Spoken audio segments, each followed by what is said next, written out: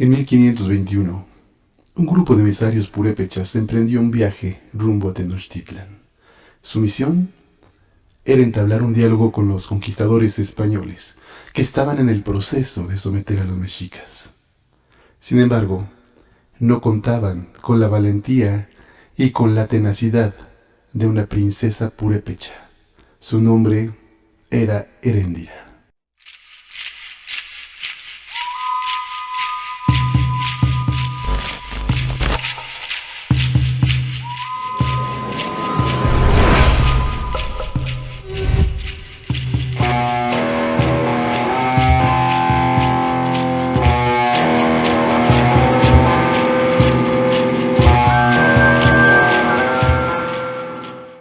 La princesa Heréndira se encontraba de pie junto al Casonzi. Se distinguía por su tranquilidad en medio del completo caos que había en la gran sala del palacio. Los mensajeros eran el centro de atención, traían terribles noticias. Los mexicas habían sido derrotados. Nadie podía creerlo. La gran Tenochtitlan, la gran ciudad, el centro de todo, había caído. Algunos murmuraban sobre una posible trampa, ya que después de todo, los mexicas y los purépechas no eran del todo amigos. Pero lo más alarmante no era eso. Lo más alarmante era que el conquistador extranjero, Hernán Cortés, convocaba al gobernante purépecha a una audiencia. ¿Qué era lo que haría el Canzonzi Tangaxuan? El corazón de Heréndira ardía de amor por su pueblo. Adoraba recorrer las calles de Tzintzuntzan, conversar con las otras mujeres de la nobleza. Le gustaba mucho adentrarse en el bosque. No estaba dispuesta a ceder sus tierras, su tesoro, así, tan fácilmente ante los extranjeros. Era un hecho que debía pelear. Ese era su destino.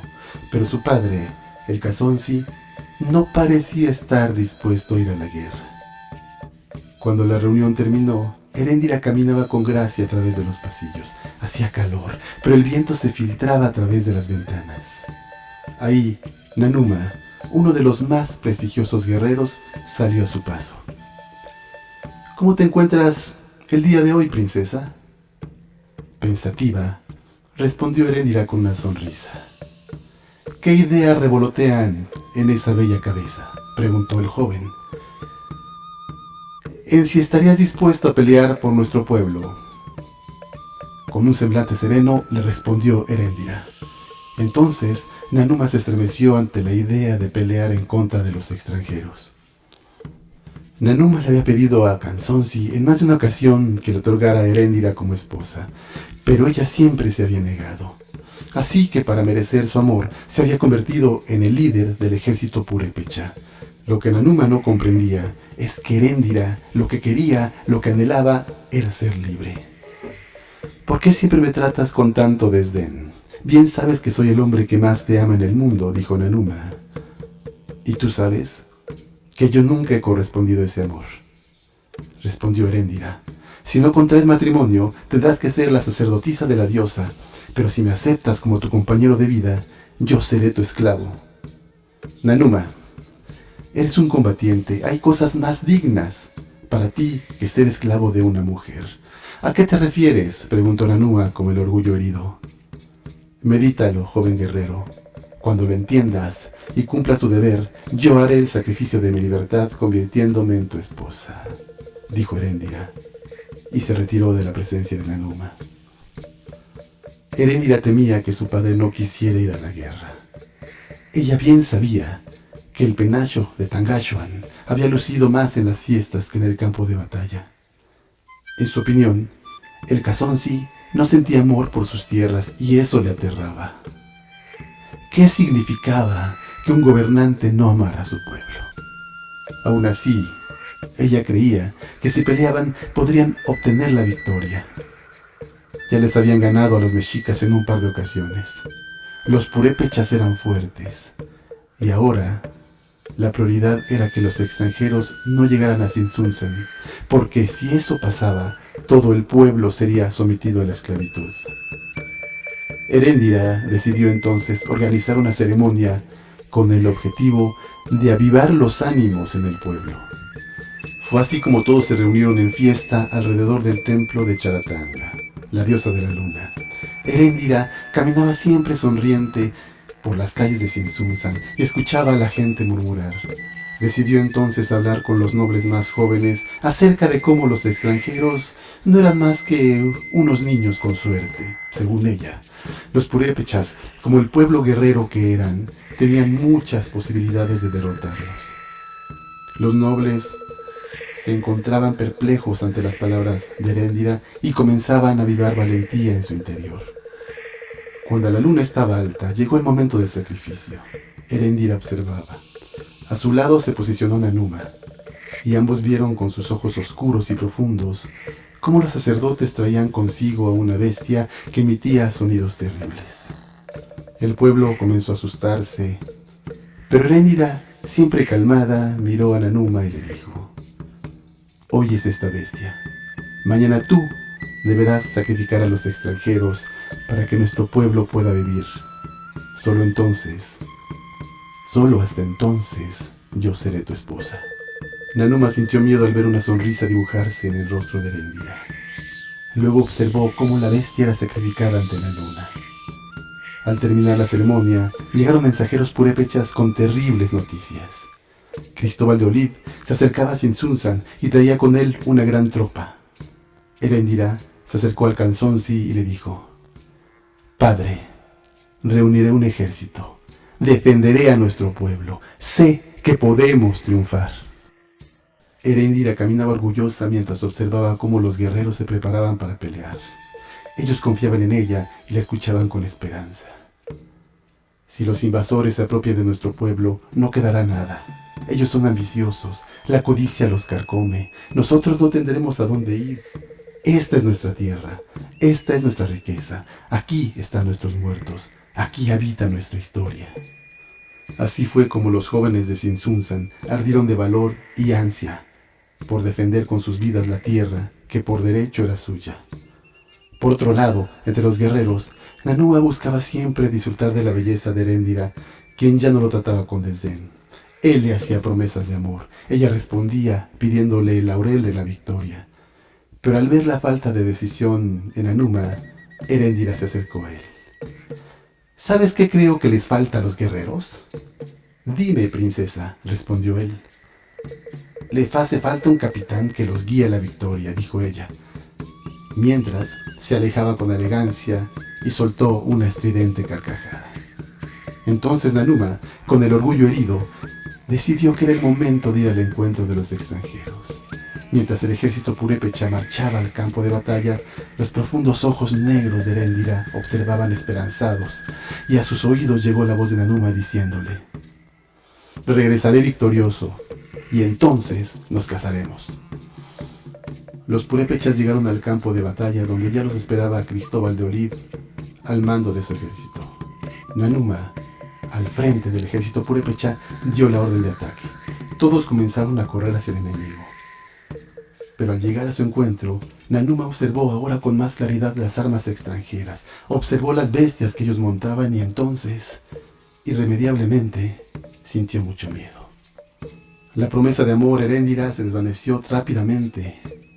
La poca valentía que habitaba en su interior se escurrió como agua y sin motivación alguna, temeroso por su vida, trató de huir del campo de batalla. Ya, sin importarle lo que pasaría. Sin embargo, no lo logró y Cristóbal de Olid lo capturó. Estando sin líder, el ejército purépecha sucumbió ante los enemigos. Hubo pocos sobrevivientes que regresaron derrotados a Sinsunzan. En palacio, la noticia de la derrota ya se había extendido. El Canzonsi decidió huir rumbo a Pátzcuaro antes de que los extranjeros llegaran a la ciudad victoriosos. Eréndira no quería irse, pero sabía que por el momento era lo mejor. Al salir del pueblo miró hacia atrás. Con gran impotencia observó todo el lugar. Ahora se encontraba desierto. Sus lágrimas comenzaron a descender, mientras que junto a otras mujeres, junto a los niños y junto a los guerreros vencidos, abandonaba lo que alguna vez fue su tierra. Entonces, lo importante era salvar su vida, no sin antes prometer que regresaría y que este no era el final.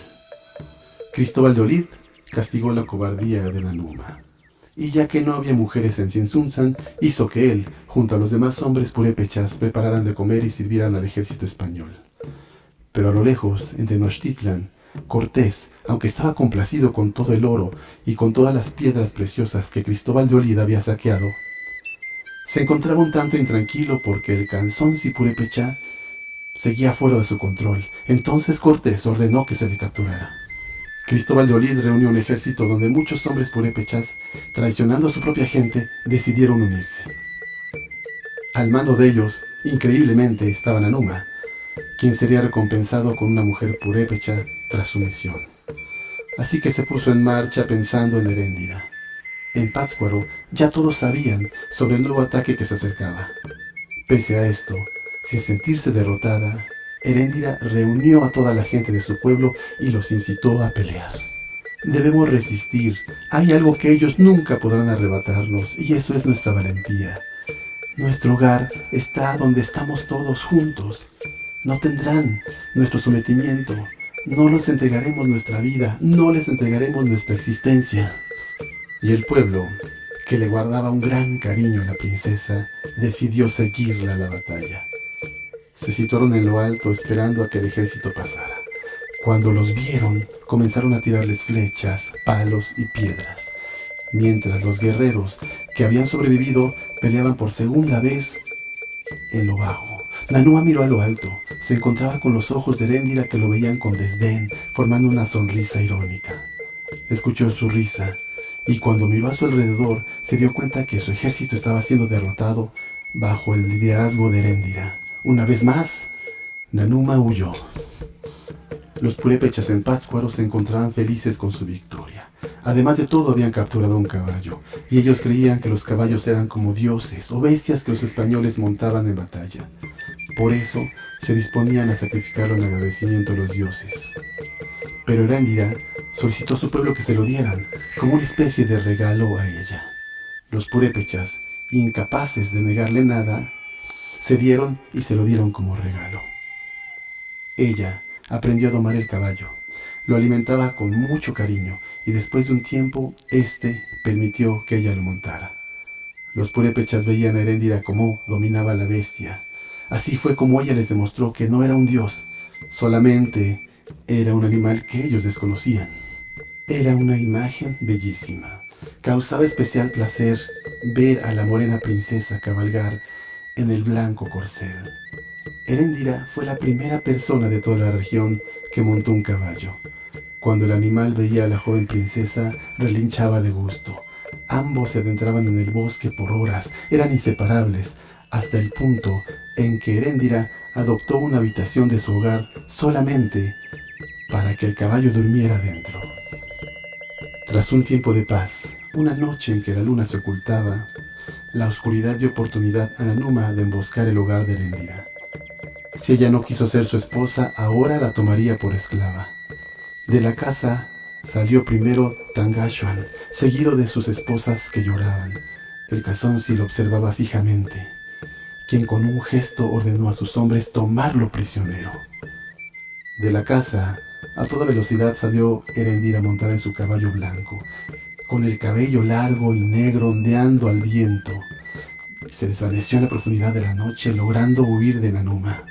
Sin Heréndira en Pátzcuaro, el gobernante decidió rendirse. Fue llevado ante Cortés, quien le mostró las ruinas de la gran Tenochtitlan como una especie de advertencia. El Calzonsi podía seguir gobernando al pueblo purépecha, pero con la diferencia de que ahora el extranjero lo tendría bajo su yugo.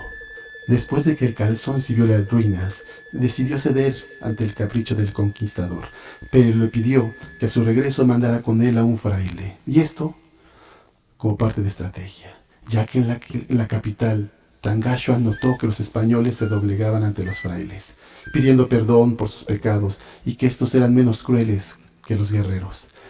El gobernante creyó que con el fraile en Cienzunzan el pueblo tendría paz y no sería esclavizado severamente como había sucedido en Tenochtitlan. Cortés aceptó complacido.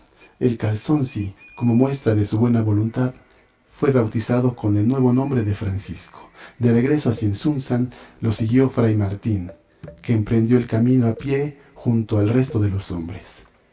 Apenas llegaron al pueblo, después de 9 días, lo primero que hizo el fraile fue quemar a los dioses. Despojó al pueblo de sus creencias. Fue entonces que Heréndira apareció orgullosa montada en su blanco corcel. ¡Purépecha!, exclamó con acento poderoso. Antes vimos a los invasores que vinieron a arrebatarnos nuestros tesoros y nuestras tierras. Hoy miramos a estos hombres que llegan a destruir nuestros dioses, a imponernos una religión extraña. ¿En dónde quedarán nuestros nombres? ¿En dónde quedará nuestra historia? Fray Martín la miró detenidamente y, ante la sorpresa de Heréndira, se arrodilló para orar mientras la princesa cabalgaba de vuelta al bosque. Los días posteriores a este encuentro transcurrieron en una extraña paz. El pueblo purépecha se encontraba cansado del maltrato de Cristóbal de Olid, y con la presencia de Fray Martín sintieron que todo comenzaba a calmarse. Él se convirtió en autoridad en la región, iba y venía evangelizando y bautizando a los habitantes. Pero el fraile sospechaba que el Calzonsi aún conservaba su antigua religión a pesar de haber sido bautizado. Así que llamó a Nuño de Guzmán, un guerrero español que era famoso por su crueldad, y quien también sospechaba que Tangashuan, ahora Francisco, ocultaba la existencia de otros pueblos y de tesoros además. Así que Nuño de Guzmán condenó a Calzonsi, lo arrastró en un caballo y lo sentenció a la hoguera. El fuego guerrero de Heréndira aún ardía en ella. Una llama así es imposible apagar. Cuando llegó a ella la noticia de que su padre había muerto, entonces lideró un nuevo levantamiento, una resistencia. Sabía que en una nueva era había empezado para el pueblo purépecha, y montada en su caballo blanco se adentró en la profundidad del bosque, donde oculta, junto a su gente, siempre se resistió ante el yugo español. Y esta es la historia de Heréndira, una patriota del pueblo purépecha. Admirable, por supuesto. Tlazocamatimiac, muchas gracias. Hasta pronto.